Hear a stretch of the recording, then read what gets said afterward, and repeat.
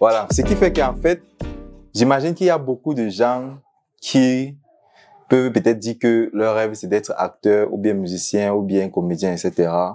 Mais qu'en réalité, ils ne veulent pas réellement ça. La seule raison pour laquelle ils veulent ça, c'est parce qu'ils n'ont pas une vision réaliste de c'est quoi le métier. Exactement. Ah. Exactement. C'est pour ça, quand tu me dis, tu as envie d'être comédien, tu as envie d'être acteur, je dis, OK, je t'invite sur un plateau. Et tu arrives, tu viens de temps en temps, tu regardes le plateau, et puis parce que deux fois, tu peux arriver et te rendre compte que tu as choisi l'actorat, mais l'actorat, lui, ne t'a pas choisi. Tu vois? Mais par contre, il n'y a pas que l'actorat. Tu peux devenir réalisateur, tu peux devenir, tu peux faire je sais pas, tu peux devenir maquilleuse, tu peux devenir costumier. Il y a plein. Le cinéma, c'est l'un des métiers qui a oui, il y a des sous-métiers dans des différentes cloisons du truc. Le cinéma, c'est vaste. Tu as énormément de choses. Énormément. Tu as les monteurs, les talonneurs, il y a un monde fou au cinéma. Même seulement le câbleman. Donc, un gars, c'est moi qui roule le câble. Parce que même le câble, il faut le rouler dans un sens. Après, le ranger dans un sens. Le redéployer dans un sens. Tu as les machinistes. C'est énorme. Tu vois? Tu peux juste aimer cet environnement-là. Tu peux aimer ça. Et il faut t'amener que tu viennes, tu regardes effectivement. Et deux fois, c'est pas mauvais d'avoir plusieurs casquettes dans un système comme le nôtre où on ne peut pas toujours vivre de ce qu'on fait. Le fait d'avoir de la polyvalence peut t'aider à ne pas crever de faim quand il n'y a pas de travail, quoi. Donc, ça veut dire que quelqu'un qui viendrait te voir et qui te dirait, je veux être chanteur ou bien acteur, etc. La première chose que tu vas vérifier, c'est d'abord à quel point est-ce qu'il veut réellement ça. Oui. Parce que c'est fatigant. Tous disent ça. Et après, il y a un jeune qui m'a écrit, et il me dit, ah, grand, j'aime trop, je veux faire, mais est-ce que personne ne me prend, un truc? On me demande les fesses. Je dis, tu es un garçon, on te demande les fesses. Je dis, OK. Tu as quel âge? Il me dit 17 ans. Je dis, waouh. Bon. On va travailler. Je te garantis, on va travailler. Mais moi, à une seule condition.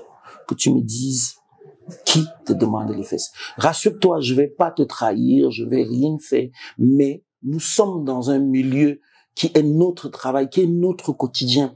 Et à un moment, ça commence un peu à bien faire, d'écouter toutes les racontages. On a envie de savoir les qui. Ouais, parce qu'on entend beaucoup d'histoires de ce genre. Ça se raconte plein de trucs. Ouais. On veut savoir les qui font ce genre de choses. Le petit ne m'a plus jamais écrit. Le petit ne m'a plus jamais écrit. Et je vais te dire que tu me crois ou que tu ne me crois pas. Personne ne m'a jamais demandé les fesses ou je ne sais plus quoi pour jouer un rôle. Et j'ai des discussions que j'ai deux fois avec mes amis. Personne. Je te garantis, personne. Par contre, il y a des manières de se vendre, de se comporter qui attirent ou bien qui peut inciter les gens à vous demander des choses. La majorité de nos jeunes sont tellement veulent. Ils cherchent tellement la facilité. Ils cherchent les raccourcis. Que quand tu viens, quand je dis que je ne vais pas sur Messenger parce que sur au moins un tiers des courriers, c'est des gens, j'ai envie d'être acteur. Ouais. Dès que tu causes 2-3 minutes après, OK, je peux envoyer une demi-photo, une photo sur pied. Ah, je n'ai pas de photo, on t'envoie une vidéo. Une vidéo assez suggestive et tout et tout. Tu veux quelqu'un comme ça, c'est clair que c'est pas son objectif. C'est clair que si c'est à la mauvaise personne qui demande ça, c'est pas son objectif. Et donc, c'est toi qui qui fait les appels de balles, comme on dit. Tu vois? Tu fais les appels de balles. Tu es en train de dire à la personne, je suis prêt. Tu comprends un peu? Je suis prêt. C'est pour ça que même les gens vont prendre dans les oui, elle sait si elle a joué parce que elle a fait. Il y a des gens à qui on ne demande pas ça. Parce que quand on voit son positionnement, sa façon, même les femmes qu'on drague là, gars, il y a des femmes qu'on ne drague pas. Je m'excuse. Il y a les filles, elle est avec toi, tu vois rien que sa façon de se placer, de causer, de machin, tu comprends, gars, pardon. Il ne faut même pas les sons. Non, tu vois un peu. Et pourtant, tu as d'autres, rien que de la façon de se faire, tu vois un peu, de se laisser aller un peu, ce truc, et veut te laisser comprendre que il y a une possibilité. Et là, donc ça fonctionne exactement pareil. Sauf que, Comme on est dans un métier où tout est extravagant, et on est dans l'extravagance, on montre des beaux habits, des trucs, du coup forcément il y a trop d'histoires de les tremper, les ceci. Gars, ne dis pas qu'on ne trempe pas. Je ne sais pas de quoi il s'agit. Je ne peux pas dire, mon pays est tellement fort que j'imagine qu'il y a des choses. Mais quand je prends un exemple, sur la bataille des chéris, par exemple, j'ai pris en 3 mois, j'ai pris au moins, j'ai calculé justement 40 fois le bus. 40 fois. Seulement pour la bataille des chéris. Parce que en même temps, je tournais sur d'autres plateaux, je faisais d'autres choses, je faisais des pubs. Donc, ça veut dire que et des fois, je voyage avec ma voiture. Donc, si je prends 40 fois, dans un pays où la proportion d'accidents est telle qu'on connaît. Vraiment. Ça veut dire que si tu ne fais pas d'accident, c'est que Dieu t'aime. D'accord? Mais imagine, ça t'expose aussi à faire plus d'accidents. Mais si ça arrive directement, on saura pourquoi tu as fait l'accident. Tu comprends un peu? Donc, on vit dangereusement. On vit dangereusement. Parce qu'on est là, on a fini de travailler hier très tard, mais on était tellement fatigué, on a envie de boire une bière. Dès qu'on s'assoit, pam, pam, pam, on nous aligne. Quelqu'un, doublé, triplé. Ok, tu te retrouves, tu n'as même pas envie de boire par politesse, te voilà, tu as l'abus. Et après, tu prends ta voiture. Parce et puis tu fais des conneries. Donc, il y a tellement de choses à dire. Je ne sais pas quel canal il faut utiliser pour dire, mais je crois qu'à un moment, il y a un vrai travail de fond. Parce que ça fait que les papas, les mamans qui ont envie, qui voient leurs enfants embrasser un certain type de carrière, ils ne dorment pas. Ils se disent, il va exactement. Il va devenir quoi? Il va. Alors qu'en fait, si tu as donné une bonne éducation à ton enfant, gars, laisse prier Dieu aussi de temps en temps, mais à vrai dire, c'est nous-mêmes qui décidons de comment on veut que les autres nous traitent. Voilà. Je comprends. Ça veut dire qu'il y a un gros problème de contexte. Absolument. Absolument. Chez nous, tout est, on soupçonne tout.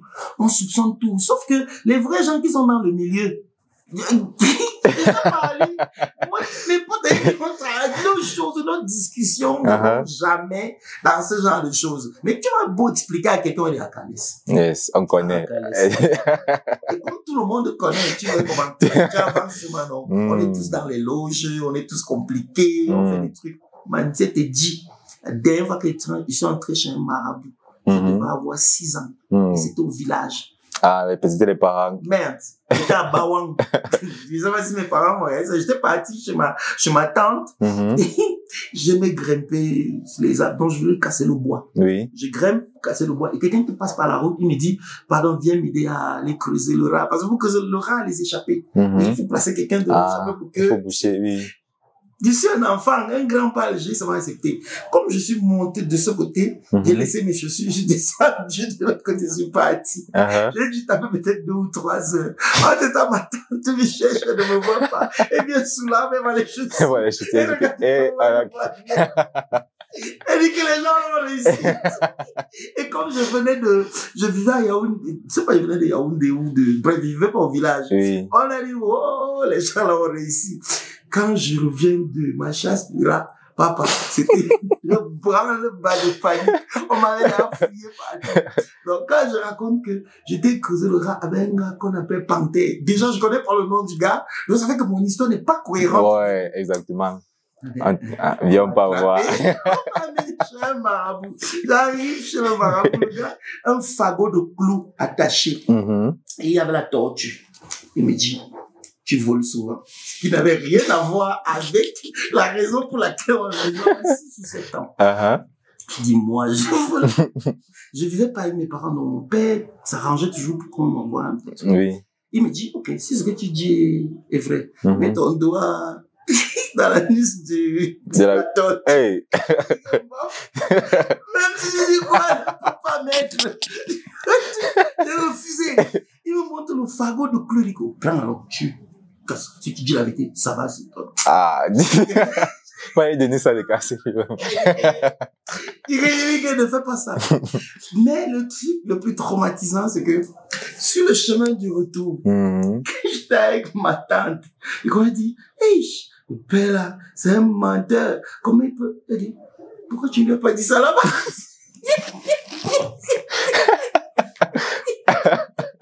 Donc, elle avait validé tout. Non, c'était moi le bon. Mais la vie, c'est là avec C'était la dernière fois. Ah. C'était la dernière fois. Je ne dis pas qu'il y a des gars, certainement des gars qui travaillent. Ouais. Hein. Il y a d'autres qui ont besoin de ça pour être psychologiquement bien. Je ne condamne pas, mais moi, dans ta réalité, je suis responsable des choses qui m'arrivent. Tu comprends? C'est pas le genre qui va rester dire, oh, on ne m'a pas pris parce que les gens ne m'aiment pas. Ou tu sais, on m'a attaché au village. Oui, c'est tellement, non, même pas attaché. Quelqu'un va dire, ah, on n'a jamais rien fait pour moi. Tu vois, gars, je suis l'artisan de mes succès comme l'artisan de mes échecs.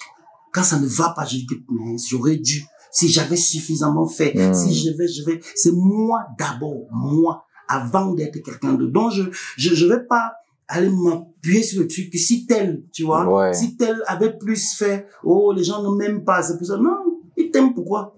Je pense que généralement on a tendance à vouloir adopter ce genre d'approche parce que quand tu te dis que c'est quelqu'un, c'est la faute de l'autre, c'est le pays, ça te déculpabilise en fait. Oui, ça te déculpabilise, sauf que tu peux, voilà, exactement. Parce que tu peux pas avancer. Exactement. Tu peux pas faire un diagnostic froid de pourquoi les trucs ne marchent pas. Tu es pas capable de regarder les choses en face. Non, tu peux pas. Moi, pendant longtemps, j'ai fait du théâtre, j'ai fait tout ce qu'on a fait là, tout ce que j'ai cité là. J'étais pas très populaire, il a fallu que je me retrouve dans Madame Monsieur. Et directement, bam, bam, bouf. Beaucoup de gens savent que c'est là où ma carrière a commencé. Alors que tu étais là depuis. Je vais pas commencer, je vais pas aller leur raconter tout le truc, tu vois un peu. Beaucoup de gens, à la limite, ils disent ouais, vraiment, le type ci a souffert. Jusqu'à finalement, il a eu le truc. Je m'en fous. Même si c'est ça, c'est pas mauvais, c'est pas mauvais. Ça montre aussi à ceux qui sont dans la même situation que moi que c'est possible. Tu vois, qu'il faut continuer de travailler. Comme je parlais tout à l'heure, je prenais l'exemple de la chance, la porte qui s'ouvre. Tu vois, quand la chance vient à toi, quand la chance toque à ta porte, tu dois être prêt. Sinon, on va même te prendre, t'amener même là que prendre tu joues. Tu vas rester comme ça là, tu dis ouais, on m'a attaché ou bien tu vois un peu. C'est un peu ça. Ah, je vois. Et tout à l'heure tu as dit que pour quelqu'un peut partir d'un casting pour être acteur et là-bas tu te rends compte que tu as dit l'actorat, c'est comme ça qu'on oui, que l'actorat ne l'a pas choisi. Je voulais savoir, à ton avis, est-ce que c'est que est-ce que tu as besoin d'avoir un certain talent naturel ou bien quel est le rapport de force entre le talent et le travail, à ton avis? Déjà, je t'ai dit tout à l'heure que les anciens disaient la réussite c'est 95% de transpiration et 5% d'inspiration. Mais il y a des gens qui ont une prédisposition. Qui ont des dispositions naturelles. C'est-à-dire, il joue, dès qu'il fait, tu vois, lui là, si on travaille, si ça. Oui, c'est parti. Clair qu'il va avoir truc. Mais pour ça, il faut qu'il travaille. Tu vois, il faut qu'il soit conscient et qu'il travaille. Et c'est ça qui fait qu'avec l'hypermédiatisation, beaucoup de gens plafonnent. C'est-à-dire, il a du talent, mais il joue un petit, on lui donne un rôle cool, sympa et tout. Il explose et c'est bon. Ah, il devient confortable. Il arrête de travailler. Et il passe le temps maintenant à gérer sa communauté et tout. Et c'est comme ça que très vite, pendant que tu es en train de passer le temps à gérer ta communauté, le train pas. Ouais. Et on oublie les gens très vite. Hein. Très vite. Dans notre cinéma, il y a ça tous les jours. Tu vois, dans le système des autres, il y a ce qu'on appelle les jeunes premiers. Les jeunes premiers, c'est les gars de 17, 25 ans qui arrivent au cinéma. C'est les bellâtres. Ils sont beaux, ils sont jeunes et tout. Il y a des rôles comme ça. Mais tu ne vas pas passer toute ta vie à être jeune premier. C'est la période où tu montres aux gens que tu as autre chose un vrai fond que seulement le fait d'être un beau gosse. Ouais. Parce que tu vas pas être beau gosse toute ta vie. Et encore, chaque jour, l'offre des beaux gosses. C'est vrai.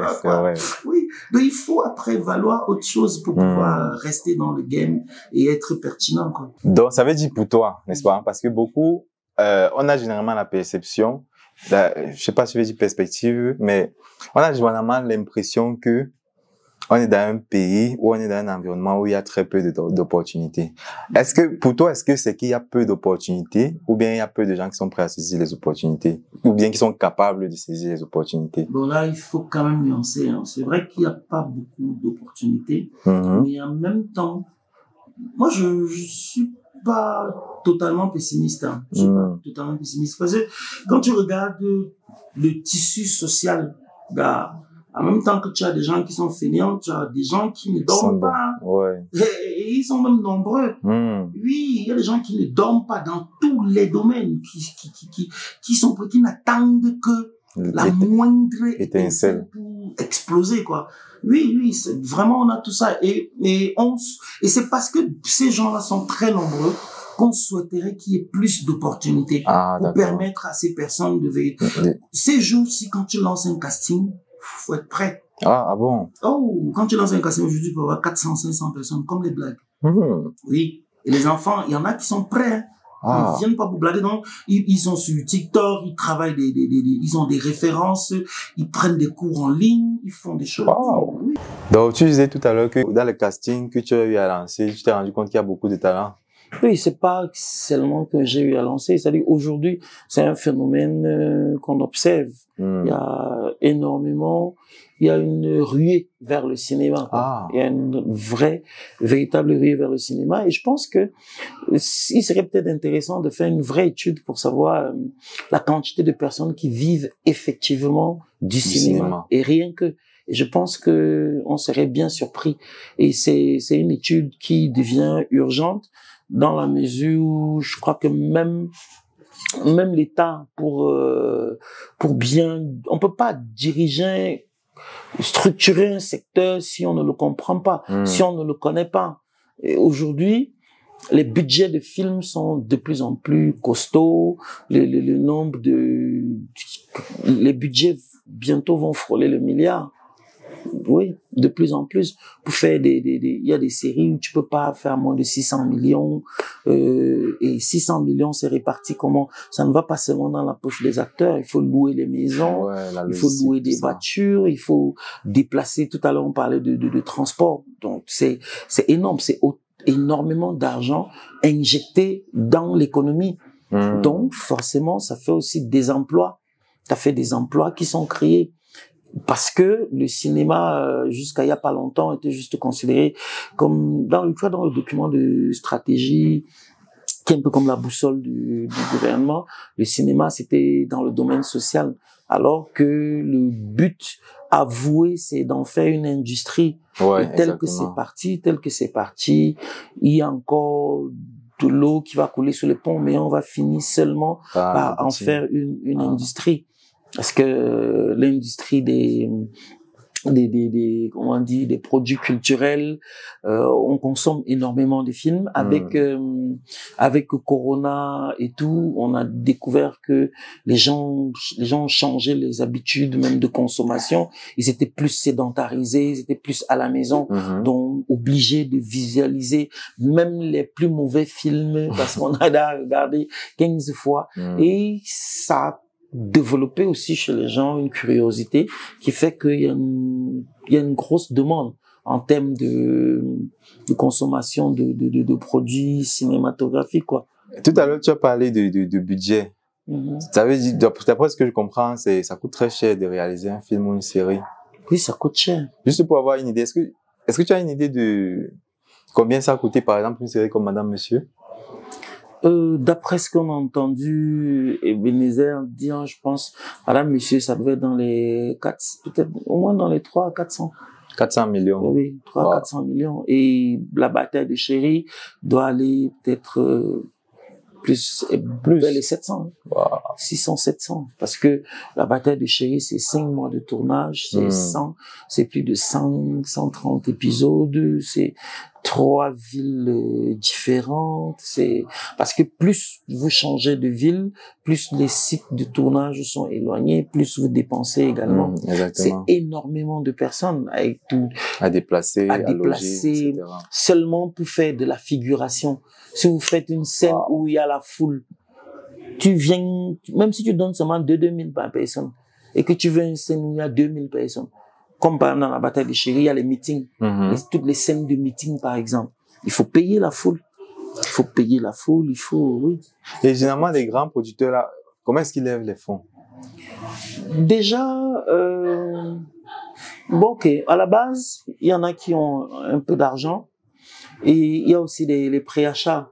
Bon, mais les préachats ne peuvent pas financer totalement un film. C'est-à-dire que, par exemple, sur le cas de La Bataille de Chéri, sur Madame, Messieurs, saison 2 et 3, parce que saison 1, c'était pas le cas, la chaîne qui diffuse avait déjà fait un préachat, un préfinancement. Donc, en tournant, tu sais déjà que, et parfois on peut vous donner déjà un montant à l'avance, mais ça couvrira peut-être un dixième, je sais pas, peut-être de ton budget. À côté de ça, tu as tes propres moyens, et c'est pourquoi de plus en plus il faut structurer le milieu pour que les banques puissent réellement accompagner ces activités-là. Parce que c'est des activités qui génèrent beaucoup d'argent. Parce que l'avantage avec les productions de films, vous avez vu récemment, toujours parlant du même producteur, on a rediffusé les, comment on appelle, foyers polygamiques, trucs. À chaque fois que A+ diffuse, ils payent. Wow. Donc, ils n'achètent pas pour diffuser comme ils veulent, non. Ils achètent, ils diffusent. Dès qu'on a fini le dernier épisode, s'ils veulent recommencer, ils payent. Vous voyez un peu? Donc, ça fait que pendant ce temps, on traduit, Madame Monsieur Choukaïdé a traduit en anglais. Ça se vend déjà dans d'autres pays. Et puis, il a l'habitude de traduire aussi en espagnol. Ah, en espagnol? Oui. Il a des séries, des films qui traduisent en espagnol, qui sont très regardés au Mexique et dans des pays d'Amérique latine, par exemple. Oh, de l'Afrique, ah bon? Je savais pas. Si, de plus en plus. Donc, vous savez que eux, pendant que nous, on voit leur Nevlas, eux, commencent aussi à voir. Voilà. La Reine Blanche, par exemple, est regardée au Mexique et dans d'autres pays. Ah, ça, je savais pas. Donc, c'est une vraie économie. C'est une vraie économie. Les gens injectent des sous dedans. Et parfois, ils ouvrent le capital. Par exemple, sur Madame, Monsieur, à un moment, on avait ouvert le capital pour ceux qui souhaitaient investir dans le cinéma. Ça veut dire que les particuliers auraient pu investir? Oui, les particuliers qui ont investi, des particuliers qui viennent, on dit, bon, voilà le business plan, voilà ce que ça produit, si on vend, tu es informé, en cas de vente, tu as un pourcentage, et c'est ça. De plus en plus, c'est des choses qui se font aussi. Est-ce qu'il y a des mécanismes de contrôle? Ça veut dire, si on imagine que moi je veux investir, comment il fait pour savoir exactement que qu'on a vendu? Voilà, qu'on a vendu et que j'ai la part qui me revient. Déjà, aujourd'hui, c'est difficile de cacher les informations. Il y a 5-10 ans, c'était compliqué. Mais aujourd'hui, si tu veux savoir, tous les films que TV5 a achetés, si tu veux savoir, tu tapes sur le site, tu vas voir. Tous les films, si Téléchad achète un film, il ne diffuse pas dans ses poches, il diffuse sur la chaîne. Donc forcément, il y aura au moins quelqu'un qui va te dire, ça passe. Les acteurs qui ont joué dedans, qui regardent, qui postent et tout. Donc c'est difficile aujourd'hui de cacher une telle information. Vu que de nos jours, on n'est plus sur la vente des CD. C'est les ventes des CD qui étaient difficiles à contrôler parce que chacun pouvait pirater aujourd'hui. Sauf que qui achète encore les CD, les DVD aujourd'hui? Ce n'est plus d'actualité. Donc, c'est les chaînes qui diffusent et après, c'est YouTube. Donc facilement contrôlable. Donc, en gros, si tu veux savoir, aujourd'hui, si tu vas avoir l'information, tu peux l'avoir. Ça veut dire que le seul risque que tu courrais en investissant dans une potentielle série, c'est si le promoteur n'est pas sérieux. Si le promoteur n'est pas sérieux, exactement. Et donc, si le projet, du coup, n'est pas attractif et s'il ne s'y connaît pas. Il faut bien connaître l'environnement, par contre. Il faut connaître l'environnement parce que on ne se lève pas seulement produire un film. Il y a beaucoup de diffuseurs qui n'achètent que s'ils sont associés depuis le départ. Ah bon? Il y en a beaucoup qui fonctionnent comme ça. C'est-à-dire, tu as le projet tu as déjà comment on dit ça? On peut prendre l'exemple de A+. Voilà. Si tu as le pitch de ton film, j'ai envie de faire un film qui raconte l'histoire de tac, et tu proposes. Il dit, oui, ça m'intéresse, l'orientation. Mais nous, on verrait ça un peu plus dans ça. Tu vois, l'idée de base est bien, mais ils t'orientent par rapport à leur audience, par rapport à leur politique, leur ligne éditoriale et tout. Donc, aujourd'hui, produire totalement un film pour aller chercher les diffuseurs, c'est un peu risqué. Tu vas en trouver, forcément. Mais ce sera pas forcément à la hauteur de tes attentes. Tu vois, tu vas être obligé peut-être de brader, de vendre un peu moins parce que... Donc, c'est préférable d'avoir déjà les diffuseurs dès le départ. Dès le départ. D'intéresser le diffuseur à ton projet. On se retrouve dans une dynamique de l'œuf et la poule. Parce que si c'est que tu n'as pas, j'imagine que si tu es nouveau, c'est que tu n'as pas de réseau. Non, en fait, aujourd'hui, ça c'est un peu rarifié ces derniers temps, mais il y avait les marchés. Tu avais les marchés, tu as le MIP, tu avais le MIP TV, tu as beaucoup de marchés du cinéma. C'est ouvert. C'est-à-dire que oui, il y a des rencontres. Il y a des rencontres, des marchés. Il y a le MIP, il y a le marché de Cannes. Tu avais le marché à Johannesburg, tu avais Dakar ou truc. Donc, c'est des endroits. Si tu veux être producteur, tu payes ton billet d'avion, tu arrives et tu rencontres d'autres producteurs, d'autres diffuseurs. Vous pouvez faire des collaborations parce que c'est toujours mieux quand on a un gros projet d'être en coproduction avec quelqu'un. Ça permet de ne pas porter tout seul les risques. Exactement. Oui. Donc, c'est recommandé de faire des coproductions. Et ces marchés-là les diffuseurs viennent dans ces marchés. Parce qu'une chaîne de télé est là pour diffuser des choses, pour intéresser les gens. Ils n'ont aucune raison de ne pas, ils doivent diffuser. Ce qui n'intéresse pas A+, intéressera une autre chaîne. Tu vois? Et quand tu es au marché du film, voilà, chacun retrouve un peu, il y en a qui n'aiment que les films d'horreur, il y en a qui aiment les films de fiction. Est-ce que tu penses qu'avec le temps, il va y avoir de nouveaux genres? Parce que maintenant, c'est principalement la comédie. Il n'y a pas, par exemple, les films. Je sais que ça coûte beaucoup plus cher. J'imagine que c'est une des raisons. Mais il n'y a pas, maintenant, quand on dit cinéma camerounais, c'est principalement la comédie. Est-ce que tu penses qu'avec le temps, ça va, automatiquement. On n'a même pas le choix. On n'a même pas le choix. C'est, quand tu dis qu'il y a seulement la comédie, peut-être. Principalement. Je ne suis pas un expert du cinéma, mais en majorité. Parce que je te comprends. C'est parce que tu consommes plus ce qui passe à la télé. C'est peut-être tu dis ça. Mais les sorties en salle, il y a beaucoup de sorties en salle qui ne sont pas forcément dans les chaînes télé populaires que nous regardons. Et de ce côté-là, tu as énormément de propositions. Tu as beaucoup tu as du drame, tu as des vrais films d'action. Ah bon? Si. Attends, par exemple, le dernier Nganou. Nganou de Kankountouz qui est sur Netflix. C'est un bon film. C'est un bon film d'action. On a tourné pendant 4 jours dans une caserne militaire où on est arrivé, on était logés comme des militaires. On a pris un peu la base. La base des militaires. Le salut, comment parler, voilà, plein de trucs. Et même, tous les exercices physiques où on grimpe sur les cordes, où on saute dans les trous, où on des trucs. Il y a beaucoup il y a des films, il y a beaucoup de sorties de films d'action, mais ça reste, tant que c'est des longs métrages. À vrai dire, on n'a pas beaucoup de chaînes qui diffusent des longs métrages. Les chaînes sont plus ciblées séries. Forcément, série, c'est soit drame, soit comédie. Voilà. Donc, c'est pour ça qu'on pense que nous sommes un peu dans ce sens-là.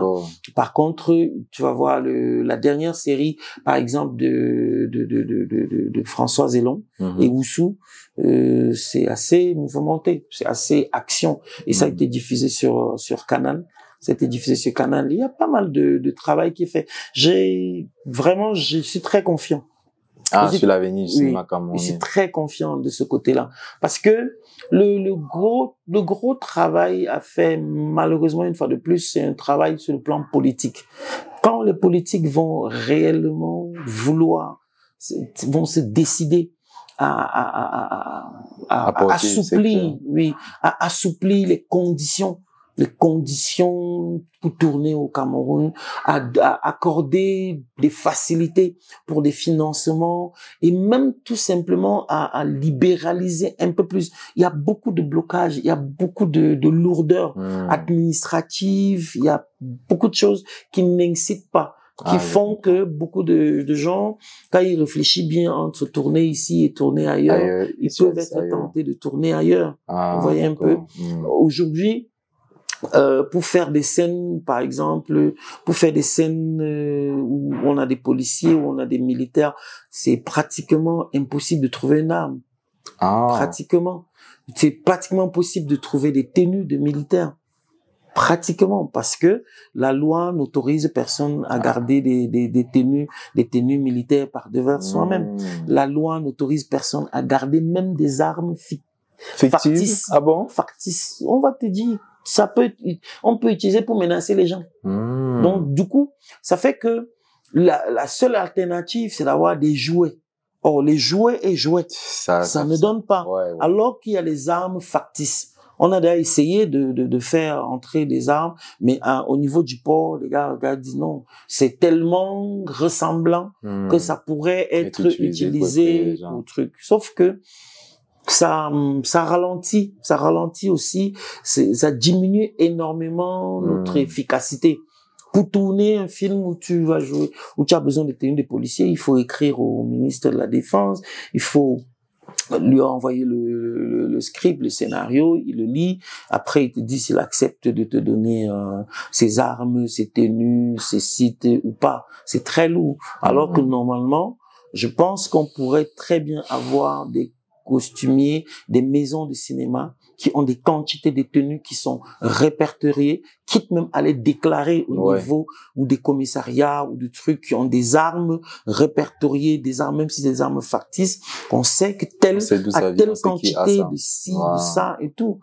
Tu vois, là, par exemple, il y a un DJ qui est en train de commencer son tournage ici au Cameroun dans quelques jours, là. Et je vois la costumière qui était bien embêtée parce qu'il lui faut des tenues de policier, il lui faut des armes. Or, quand quelqu'un qui est habitué à tourner là-bas chez les Blancs avec des armes, des vraies armes, des armes qui sont lourdes, quand tu lui donnes un jouet, tu arrives comme ça, c'est léger. Même pour s'habituer à jouer, c'est pas trop ça. C'est pas ça.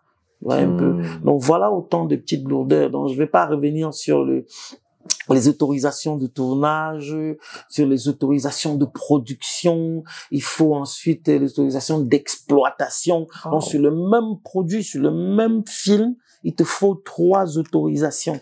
Et en plus, tu dois laisser au passage un pourcentage de ton budget de production au ministère.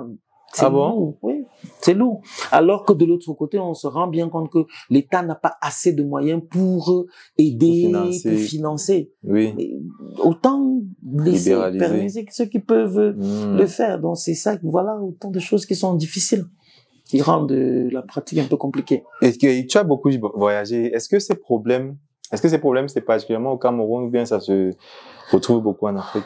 Au Abidjan, par exemple, ils n'ont pas ce problème. Ah bon? Oui, Abidjan, on tourne des films, films oui. Au Abidjan, ça tourne tous les jours avec des armes, avec des tenues de militaires et tout. C'est beaucoup plus souple là-bas. Ah, d'accord. Oui, je sais pas comment ils font, mais ça tourne tous les jours. Si tu veux des armes pour tourner, tu les as facilement. Ici, c'est un peu plus lourd. Est-ce que tu penses que, quand tu regardes le marché du cinéma, est-ce que tu penses qu'il y a plus de demandes que d'offres ou bien est-ce que c'est l'inverse? Ça veut dire les gens veulent, oui? Moi, je dirais toujours que l'offre n'est pas suffisante. Ah, c'est pas suffisant. Oui, ça veut dire que si tu es capable de tourner un bon film, techniquement, tu ne peux pas manquer. Techniquement, si tu fais un bon film, tu devrais le vendre. Déjà, parce que l'offre n'est pas suffisante parce qu'après, au-delà de la quantité, il y a la qualité. Au-delà de la quantité, il y a la qualité. Il y a il y a des gens qui produisent beaucoup, mais pas forcément de la bonne qualité. Donc, vous faites un bon film, c'est-à-dire vous réunissez une bonne équipe, vous avez du bon matériel, vous avez une bonne histoire. Bah oui, il y a moyen de rentabiliser à très bref échéance. Ah, d'accord. Donc, le problème n'est pas sur l'économie, le problème est plus sur je pense que les gens sont en attente. Les gens sont en attente. Vous allez voir quelqu'un comme Blaise Option, par exemple, il est l'un des Camerounais les plus consommés par la diaspora. Ouais. Et Blaise tourne pratiquement tous les mois. Pratiquement tous les mois, il est en train de tourner. Il vous dit jamais que voilà tel film qui n'est pas sorti parce que non, il est tout le temps en train de tourner. Lui-même il a créé sa propre VOD, sa propre plateforme de vidéos à la demande, tout parce que la vidéo à la demande coûte plus cher que YouTube. YouTube c'est la dernière solution. Ah, donc il a une plateforme de vidéos à demande. Oui. Ah, je savais pas ça. Oremo. Oremo TV. Ah, d'accord. Ah. Ok, donc c'est une plateforme où on peut retrouver ces vidéos. Où on peut, un peu comme il y avait Vouri TV, un peu comme Sinaf, Sinaf aussi, Sinaf qui est devenu une chaîne de télé depuis quelque temps aussi. Donc je crois qu'il y a une grosse demande. il y a une demande. Et de plus en plus, les Camerounais ont envie de consommer des films camerounais. Ouais. Vous vous souvenez, il n'y a pas longtemps, dans toutes les maisons, on n'avait que des films nigériens. Exactement. On n'avait que des cassettes nigériens et tout. Il n'y a pas longtemps, ce n'était que pour les télénovelas. On n'en avait que pour les télénovelas. Ah, il y a des heures où les rues étaient vides parce qu'on ne regardait que les télénovelas. Ça parlait comme ça, mais on a vécu ça. Ouais, c'est vrai. Aujourd'hui, c'est remplacé par des productions locales. Il y a des productions locales aujourd'hui qui rivalisent avec le football. C'est-à-dire à l'heure où ça passe, on te dit c'est comme s'il y avait un match, c'est comme si les Lions jouaient. Ça veut dire que de plus en plus, on a une population qui est intéressée par tout ce qui est produit localement. Parce que vous racontez des histoires qui leur parlent, qui les touchent, par exemple. Exactement, donc plus on en donne, plus on en fait des aficionados. Ça veut dire que c'est vrai qu'il y a beaucoup de chemin, mais le cinéma camerounais a aussi fait beaucoup de chemin. Ça a beaucoup évolué. Oui, reconnaissons-le, reconnaissons-le. C'est vrai qu'il y a toujours des gens pessimistes qui peignent tout en noir, mais personnellement, je pense qu'on a fait pas mal de chemin et tel que les choses sont avancées, sont lancés, on ne pourra qu'avancer. On a des jeunes qui sont de plus en plus compétents, qui ont envie de pousser les frontières, de plus en plus ambitieux, plus en plus ambitieux, et qui ne se limitent pas seulement à l'esthétique qu'on connaît. Hein. Ils se frottent à tout. Ils veulent tourner comme à Londres, ils veulent tourner comme aux États-Unis, Oui, de plus en plus, ça bouge beaucoup dans le milieu du cinéma. Ça bouge. Aujourd'hui, le personnel technique au Cameroun, le personnel technique est vraiment, on va dire, assez à la pointe, puisqu'on exporte de plus en plus. Oui. On exporte beaucoup notre personnel technique. Donc moi, je parle, je connais au moins 4 ou 5 de nos techniciens qui sont hors du Cameroun. Il y a Miniem, par exemple, qui est au son, qui doit être sur une création originale, Canal, je crois, au Gabon. Il y a celui qui fait aussi, un autre qui fait aussi le son, qui doit être en Côte d'Ivoire. On a même des scénaristes. On a Paul Stivec, qui est pratiquement sur Abidjan depuis. Il écrit il est scénariste sur beaucoup de créations Canal. Le personnel technique de plus en plus devient pointu. À la pointe. Ça c'est une bonne chose. Oui. Et maintenant, parlons un peu de ton côté styliste, couturier. Par exemple, dans Madame, Monsieur, j'ai remarqué que tu avais de très belles tenues. Est-ce que c'est toi qui les cours?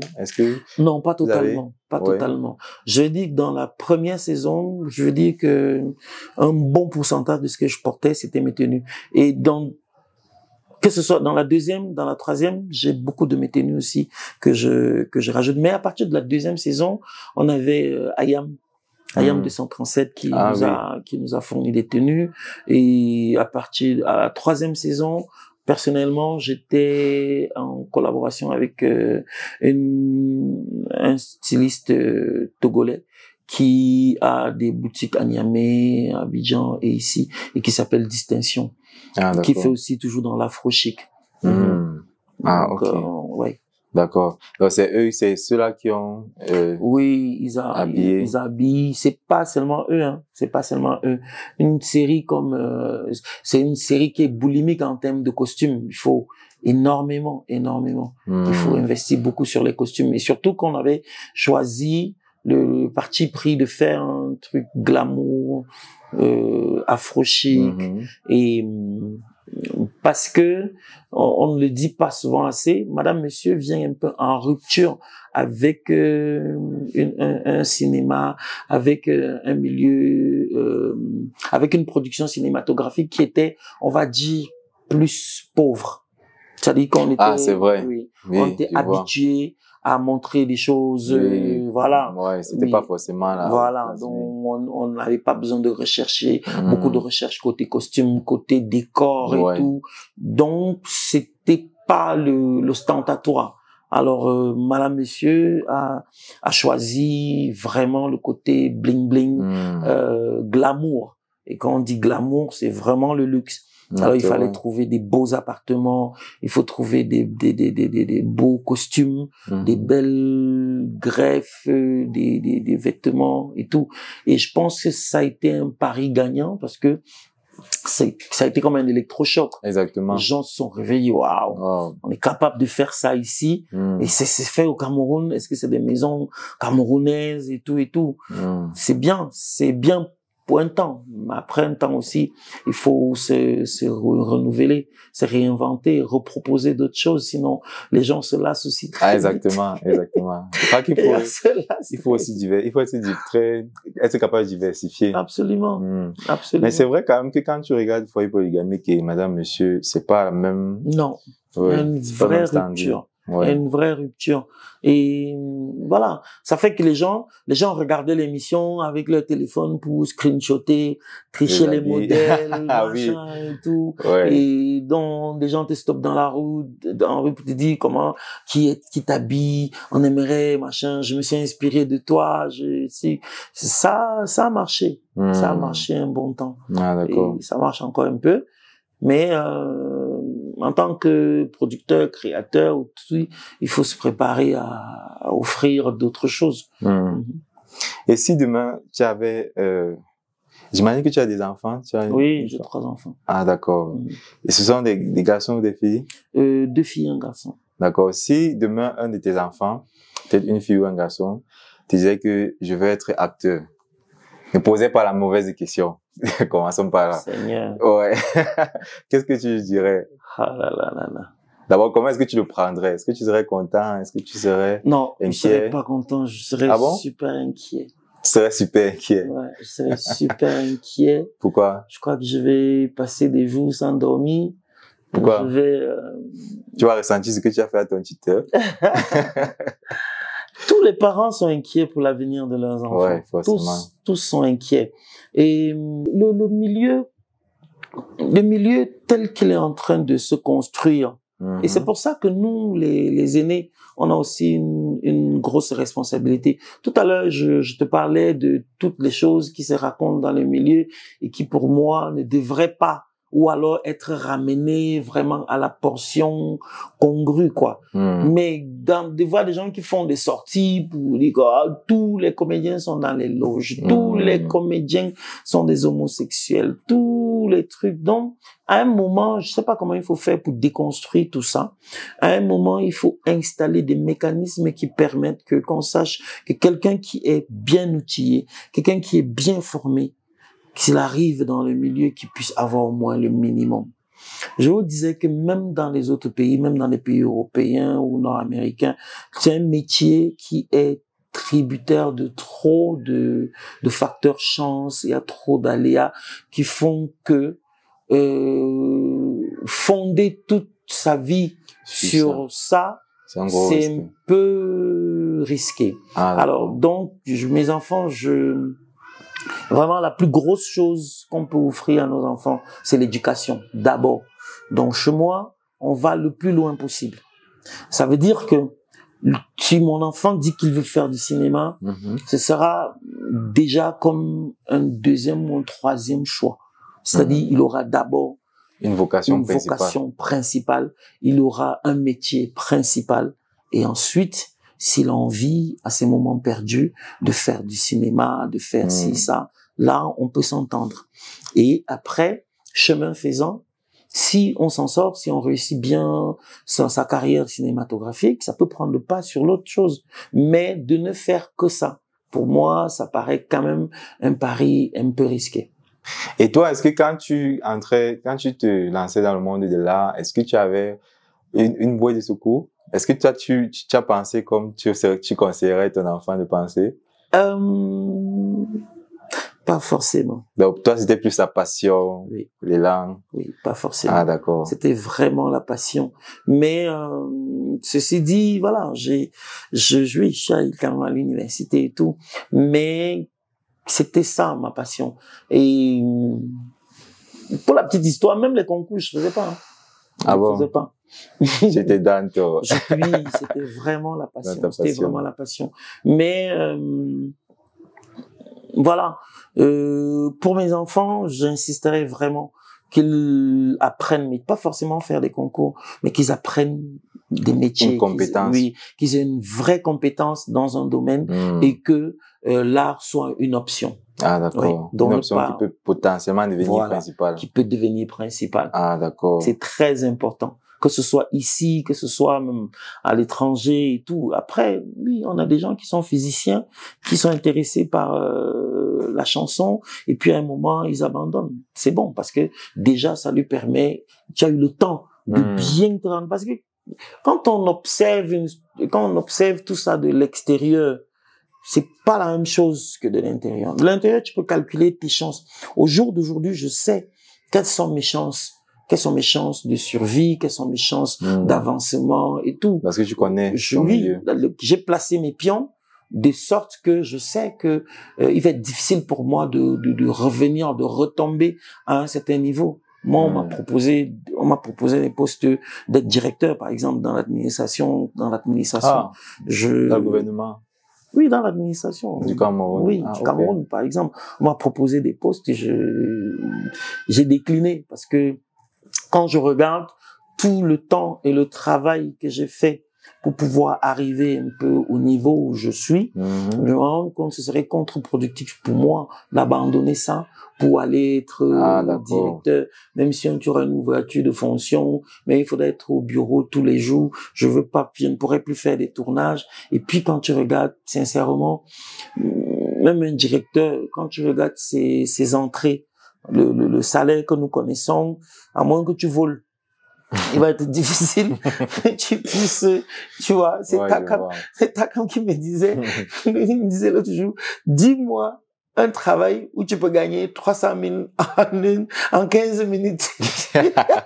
Tu vois, où tu peux gagner 300 000 en 15 minutes. Ouais. Oui, parce que quand tu l'appelles pour un mariage, il vient, il fait 2-3 sketchs, il fait un numéro de 15 minutes, tu payes 300 000. Tu vois, le même soir, il peut faire 2.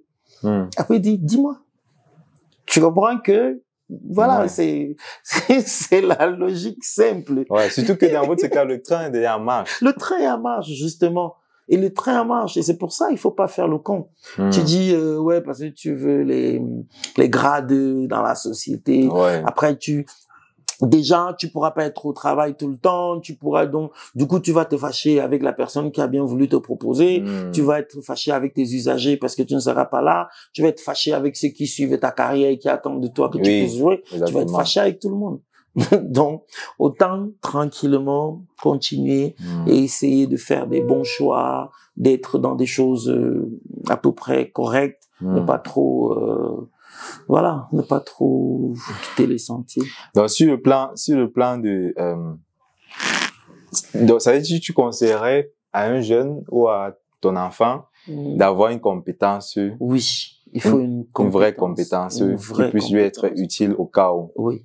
Maintenant, ça c'est pour le côté la vie. Maintenant, si c'est que la personne accepte, c'est-à-dire est capable de travailler pour chercher cette compétence, qu'est-ce qu'elle devra faire du côté du cinéma ou du côté de l'art pour être capable d'augmenter ses chances de réussir?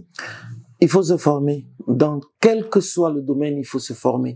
Donc même dans l'art, tout à l'heure je vous disais que le personnel, par exemple, aujourd'hui le personnel technique cinématographique est de plus en plus outillé à la pointe. Ça veut dire que même si tu décides que tu viens au cinéma, même en tant qu'acteur, il faut faire des ateliers, il faut se former, il faut véritablement se former.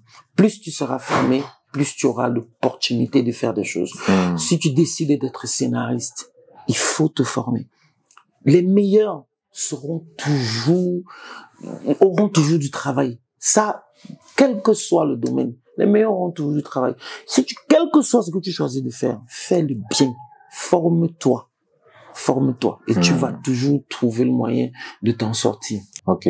Ça veut dire que quelqu'un qui veut percer dans ce domaine va devoir travailler 2 fois plus parce qu'elle va devoir être au moins moyennement bon dans un domaine principal, dans une compétence, je sais pas si je veux dire réelle, c'est le mot, mais une compétence habituelle, si on peut dire ça comme ça. Tu connais la capacité du cerveau, non?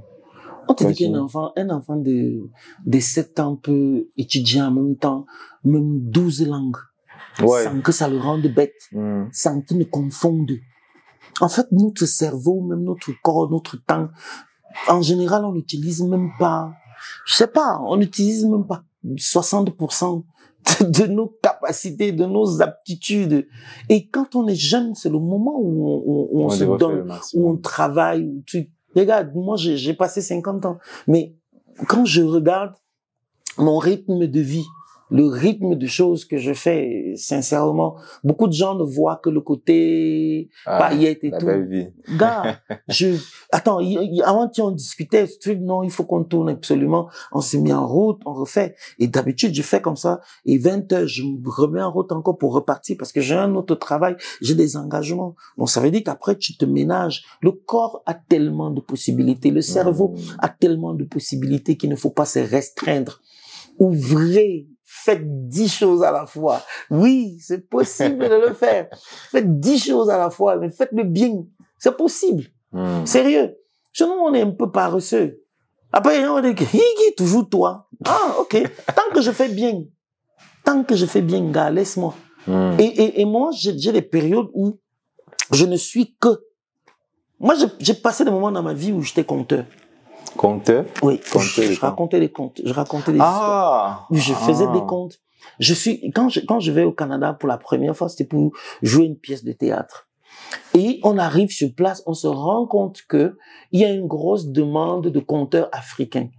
Et comme les visas sont un peu compliqués, les festivals n'arrivaient pas forcément à faire venir des conteurs africains. Ouais. Donc, au moment où tu te retrouves là-bas, donc nous, on partait jouer notre pièce de théâtre et on profitait, on allait dans les festivals de contes. Et les festivals avaient donc compris que quand tu réussis à avoir un conteur, les festivals se font en général en été, un peu en automne, en octobre ou novembre et tout, mais ça veut dire que dès que tel festival est au courant, qu'il y a un bon conteur ici, on va te contacter. Est-ce qu'après, oui, tu vois, on dit oui, est-ce qu'après Montréal, tu peux venir à Sherbrooke, est-ce qu'après Sherbrooke, tu peux descendre à Tadoussac, qu'est-ce que, donc, à un moment, pendant 3 années, j'ai sillonné pratiquement toute la région du Québec, parce que je faisais des spectacles de contes, oui, je faisais pas mal de trucs. Donc, tu choisis de le faire, et tu le fais bien. Et après, ça, voilà. Et là, son contact, il te rappelle. Wow, tu as vraiment une carrière très remplie. Je me suis amusé. Je me suis amusé. Moi, j'ai adoré le Canada, par contre. J'ai adoré, oui, j'ai adoré. Et pourquoi tu n'as pas choisi d'y rester? Parce que j'ai remarqué qu'il y a beaucoup de gens qui deviennent populaires au Cameroun. Ensuite, ils partent et on entend plus parler d'eux. Aujourd'hui, la vision qu'on a du Canada est un peu galvaudée, c'est un peu caricatural et ça m'énerve parce que, oui, aujourd'hui, tout le monde dit, il va aller au Canada, il va aller au Canada. Moi, la première fois que j'arrive à Montréal, le premier truc, l'une des choses qui m'ont le plus frappé, c'est que, en bas des immeubles comme ça, tu vois, il y a un banc. Donc, il y a un banc. Pas un banc public, hein. Donc, il y a l'immeuble comme ça, en bas de ton immeuble, on a fait un banc. Mais c'est pour faire quoi? Attends, j'ai envie de dire, réponds-moi. Non, pour moi, c'est une invitation à s'asseoir. Forcément. Et ça traduit même l'état d'esprit des personnes qui vivent qui ont conçu ou bien qui vivent dans un endroit comme ça. Tu vois, c'est différent. Le Canada est différent de l'Europe.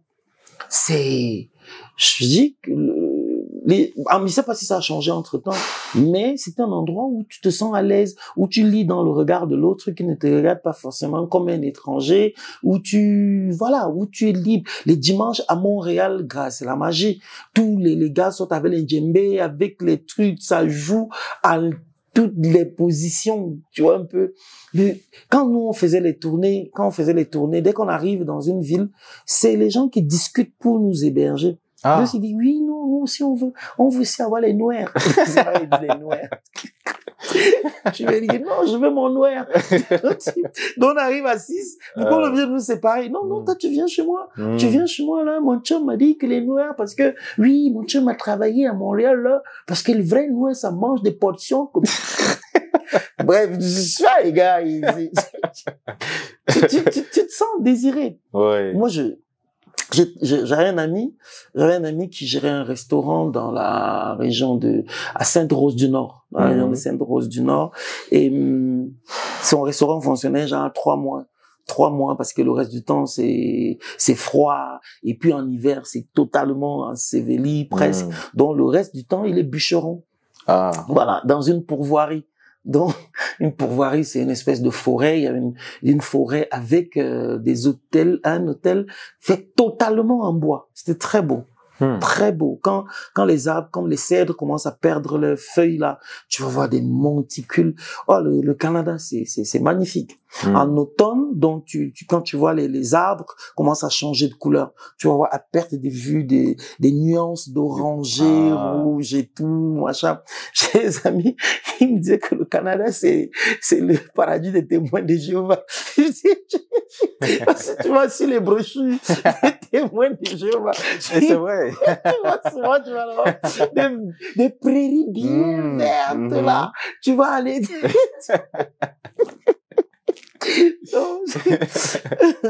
Donc, sincèrement, c'est le premier endroit où ça m'a vraiment tenté de m'installer. Oui, mais après, il y a eu même j'ai bien eu des tentatives. Mais bon, après, j'ai arrêté et tout. Voilà. Donc, je travaillais comme bûcheron. Et on avait des 4x4, donc les trucs avec les roues, les motos, ah oui, 4x4 je là. vois. On a attaché les chaînes autour du bois, et comme il y a la neige, ça glisse. Donc, pendant cette période, on essayait tu sais, le cèdre, c'est le plus gros bois. C'est le plus gros, c'est le bois le plus gros. Et pour qu'il grossisse, il faut enlever tous les petits arbres autour pour lui permettre, pour lui permettre de se développer. Ouais. Gars, je pouvais te citer tous les arbres là-bas. Je te dis, les conifères, les bouleaux, l'érable, oui, c'est l'érable qui est versé partout. L'érable, d'ailleurs, je crois que c'est l'arbre officiel même du Canada. C'est la feuille. Ah, la feuille qui est sur les arbres, là. Oui, je crois que c'est la feuille d'érable. Et l'érable, ça fait, c'est un peu comme le caoutchouc. On récolte ça comme le caoutchouc. Ah, donc, oui, on saigne, souvent, on saigne l'arbre et ça coule et on recueille, on chauffe pour obtenir les sirops d'érable. Ah, d'accord. Donc tu as des érablières partout. C'est un très très beau pays. Et j'étais vraiment dans des coins pas possibles. J'étais à Tadoussac, j'étais dans des coins pas possibles. Et le kiff quand on coupait les arbres, ça je te dis, le soir comme ça on partait s'asseoir en haut des fjords. Les fjords c'est des montagnes, des espèces de montagnes là. Et en bas tu avais des belugas des belugas des dauphins blancs, des animaux marins comme ça là, qui sautent. Donc chacun prend sa caisse de billets, on s'assoit là après ça toute la journée. C'est en haut, en pleine brousse. Avec les gens. Et les gars sont là avec la chemise carrelée, tout, gars. Et au début, là, je me changeais tous les jours. On finit chaque jour, je me lave vite, je me change. Alors que non, les gars finissent, on prend la caisse, on passe à soi. Un gars veut se laver d'abord. Après, on me dit, mais toi, t'es une guidoune, toi. Je dis, guidoune, c'est quoi guidoune? Ça veut guidoune, en fait. Parce qu'on dit, quand c'est une fille, on dit c'est une pitoune. Quand tu vois une belle fille, tu penses, check-moi la pitoune. Check-moi la pitoune. Donc, regarde-moi la belle fille. Tu as des manières de guidoune. Guidoune, en fait, c'est un mec qui est maniéré. Donc, il a des manières de fille. Un peu efféminé. Ah, d'accord. Et il dit, ok. Il commence à laisser pousser la barbe. Il commence à laisser pousser la barbe. Porter aussi mes habits 3 fois. C'est un bon pays. Donc, c'était une bonne expérience là. Oui, j'ai beaucoup aimé. J'ai pas mal d'amis là-bas. Oui, j'ai aussi de la famille, pas mal au Canada. Au Canada, j'aime bien. Et pourquoi est-ce que tu as préféré rentrer au Cameroun? Déjà parce que c'est au Cameroun que j'avais investi. Investi, c'est pas forcément de l'argent. Investi pour la carrière, aller tout recommencer. J'ai jamais été vraiment trop aventurier. Vraiment, c'est pas trop mon truc, l'aventure. Sinon, j'ai des amis qui ont essayé, que je m'installe, tout. C'est pas vraiment mon truc. Et je pense que passer toute sa vie à construire quelque chose, et puis au moment où tu dois profiter, ça commence à donner, tu peux encore recommencer. Ah, c'est compliqué. Ouais, c'est compliqué. Peut-être j'aurais pu réussir là-bas en faisant des spectacles et tout, mais je ne suis pas sûr que de vivre très loin du Cameroun longtemps comme ça m'aurait aussi plu, quoi. Ah, Le tout, la finalité, c'est pas que l'argent. Ouais, c'est ça, c'est vrai, c'est vrai. Donc voilà, c'est pour ça que j'aime les pays ici là qui ne donnent pas toujours la possibilité sexuelle, mais rien ne vaut le pays, rien ne vaut le continent, rien ne vaut le continent malgré tout. Voilà, c'est pour ça. D'accord, je vois. C'est pour ça. Ouais, Oui. c'est ça. Le continent est comme il est, mais on l'aime comme il est. Hey, tu parles de quoi? Bon, attends, te donne un truc. Tu sais, quand je faisais mes comptes, je comptais beaucoup avec la flûte pygmée. La flûte pygmée, c'est une flûte qui a un seul son, comme ça. C'est les pygmées qui l'utilisent. Un seul son, en fait, on dit en bon français une note. C'est une seule note. Alors, comment tu peux faire de la musique avec une seule note? Donc, les gars font la musique avec les voix de la tête. Donc, tu fais un son et puis tu fais... Ah, d'accord. Attends, je vais te montrer. Je te montre ça, je te fais ma petite démonstration. Je n'ai pas la flûte, je vais utiliser la bouteille, tu vas voir. Donc, selon qu'elle est remplie à moitié ou truc, tu produiras des sons différents. Donc là, par exemple, ça va être... Si je bois un peu, ça va faire... Tu vois, ça va devenir de plus en plus grave. Alors, comment on fait de la musique avec seulement ça? Donc, tu commences un truc. Il était une fois... au fond de la forêt tropicale. La nuit était tombée comme les autres nuits. On pouvait entendre le bruissement des herbes, des insectes. Et puis au loin, on entendait une voix lugubre.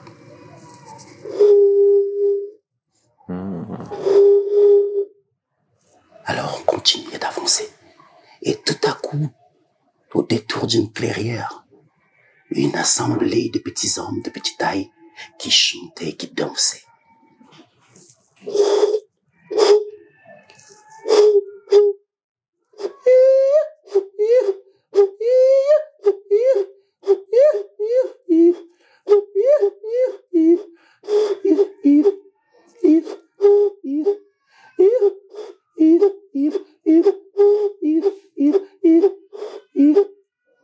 Par exemple. Ah, tu vois. Mais c'est beau. Là, c'est parce que quand tu as pris la bouteille, ou bien quand tu as parlé du menu, mais à quoi que ça veut ressembler? Mais je vois maintenant que ça peut...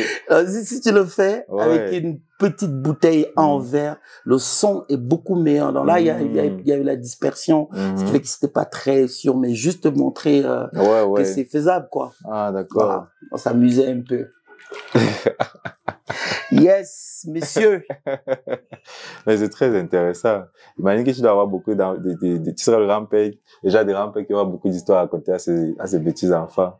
Ah, s'ils ont le temps de s'asseoir pour écouter. Non, c'est sûr. Ouais. Les voyages, les expériences, c'est magnifique, quoi. C'est ce que je souhaite. C'est ce que je souhaite de tout cœur à tous mes collègues. Quand j'entends un comédien qui voyage, qui va, un truc, je dis waouh, c'est magnifique. Parce que quand il va, quand il revient, forcément, il n'est plus le même. Il n'est plus le même. Toutes ces expériences-là ça forge le tempérament, ça forge la philosophie, l'identité, tout. C'est-à-dire même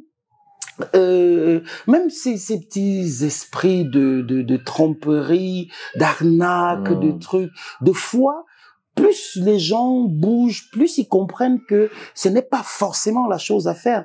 Et après, moi, il y a un moment, le fait de sortir du Cameroun, pour moi, c'était salutaire. C'était comme si je repositionnais ma montre, mon horloge et tout. Parce que tu es dans un système où tout le monde, où tout porte à te dire, il faut tromper, il faut ruser, il faut faire ci, il faut. Et après, tu vas, je ne dis pas qu'ailleurs, c'est différent, mais les gens que je fréquentais, j'arrivais où des gens moi, j'ai des amis à Montréal qui sont canadiens, qui n'ont rien à voir, qui m'accueillent chez eux. Quand tu arrives, la clé est placée à tel endroit, tu regardes la maison de trucs comme ça, là, tout est là. Tu dis, il faut tout faire pour que le prochain Camerounais qui rencontre, qui puisse lui faire également confiance, tu vois. Par contre, tu es dans un environnement où on dit, ah bon? Il a fait, pourquoi tu es une boute comme ça? Tu vois un peu. Non, c'est vrai, c'est Oui, vrai. pourquoi tu es une boute comme ça? Tu es trop bête, tu es naïf, tu vois. Donc, de vivre dans un contexte comme ça, 24/24, à cran. Donc, à un moment, tu as l'impression que tu as besoin de faire un petit stop, oui, de te reprogrammer et de revenir. J'adore les voyages. J'aime bien quand ça arrive à tous mes collègues, qu'ils aillent, qu'ils viennent. C'est beau, quoi. Parce que sinon, des fois, tu parles et tu as l'impression que c'est juste un monologue. Parce que tu dis des choses auxquelles personne ne croit. Parce qu'on te regarde, je dis, ok. Ouais, si tu dis. Il nous embrouiller. Il nous embrouiller et tout. Tu vois, alors que quand le gars sort, il dit, gars, même le fait de sortir fait que tu aimes mieux ton pays. C'est vrai. Oui. Ouais, gars. Vrai. Même si ce que tu as trouvé doit être plus beau, tu aimes mieux ton pays. Parce que tu es habitué que les dimanches, tu pars dans ton tarot. Ouais, ça te permet d'apprécier les particularités. Le dimanche, tu te retrouves dehors, là, ce n'est plus le même dimanche. Tu as l'argent dans tes poches, mais tu n'as pas le même, tu vois. Ça n'a pas le même goût. Ça n'a pas le même goût. Ça n'a pas le même goût. Gars, donc, oui, tout ça est bien. Mais ça te permet de mieux, bref, des choses qui sont bien, en fait. Ça t'aide, en fait, à te recalibrer. Absolument. Absolument. Voilà le mot. Ce podcast vous est présenté par Transfert Gratis, votre solution de transfert d'argent.